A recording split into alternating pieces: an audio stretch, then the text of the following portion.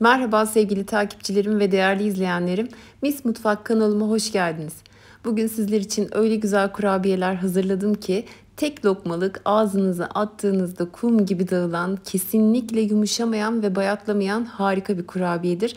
Sizler de gevrek kurabiyeleri seviyorsanız mutlaka denemenizi tavsiye ediyorum ve tarifimin detaylıca yapımına geçiyorum. 125 gram oda sıcaklığında yumuşamış tereyağını yoğurma kabına aldım. İsteyenler tereyağı yerine margarin de kullanabilir. Yarım çay bardağı sıvı yağ ekliyorum. 2 tatlı kaşığı pudra şekerini de ekledikten sonra bu 3 malzemeyi karıştırıyorum spatula ile.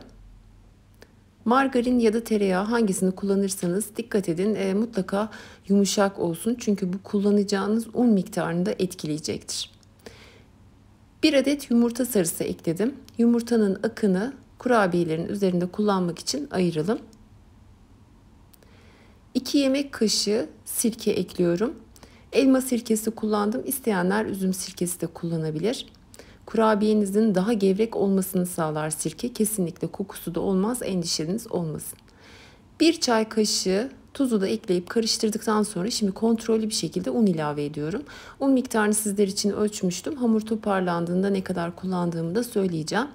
İlk önce unun bir miktarını yoğurma kabına alıp üzerine de 1 tatlı kaşığı kabartma tozunu ekliyorum. Kabartma tozu ve unu karıştırdıktan sonra diğer malzemelerle birleştiriyorum. Sirke ve kabartma tozunu ilk etapta birbirine temas ettirmeyin. Aksi halde hamurunuzda kopuk kopuk bir görüntü oluşturur ve şekil vermekte zorlanırsınız.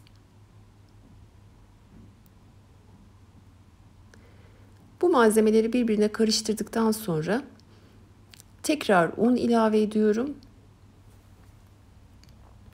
Ve unun üzerine 1 çay kaşığı mahlep ekliyorum.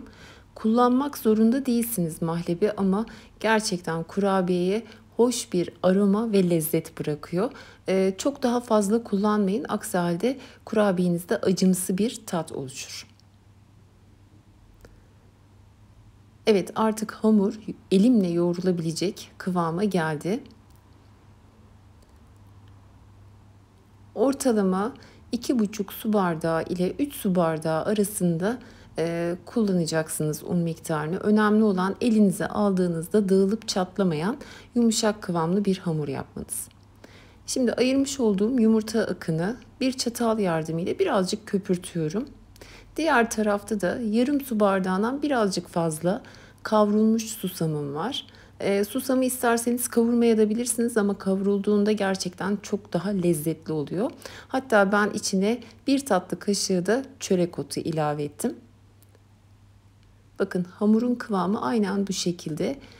Elime alıp yuvarladığımda kesinlikle dağılıp çatlama olmuyor.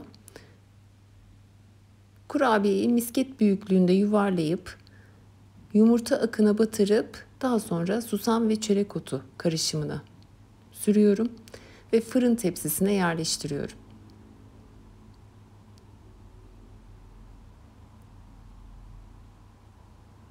Fırınımı da önceden 200 derece alt üst ayarda ısıtmıştım.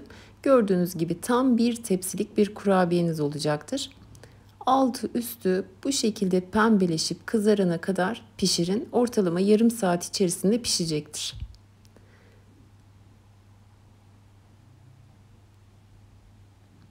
O kadar gevrek ve lezzetli bir kurabiye ki inanın kaç tane yediğinizi bile sayamayacaksınız. Tıpkı bir leblebi gibi insan sürekli yemek istiyor. Ve çok da hakikaten lezzetli bir kurabiye. Uzun süre muhafaza edebileceğiniz, kesinlikle yumuşamayan ve bayatlamayan bir kurabiyedir. Sizler de benim gibi gevrek kurabiyeleri seviyorsanız kanalımdaki bütün tatlı tuzlu kurabiyeler tam da size göre. Hepsinin bağlantı linkini videoma ekleyeceğim. Mutlaka onlara da bir göz atın. Ayrıca tarifimle ilgili bütün malzemeleri ve ölçüleri gramaj olarak da açıklamalar kısmına ekledim. Oradan da görebilirsiniz. Tarifimle ilgili sorularınız, görüş ve önerileriniz olursa bana yorumlar kısmından ulaşabilirsiniz. İnşallah daha güzel ve farklı tariflerle tekrar görüşebilmek ümidiyle sağlıcakla kalın.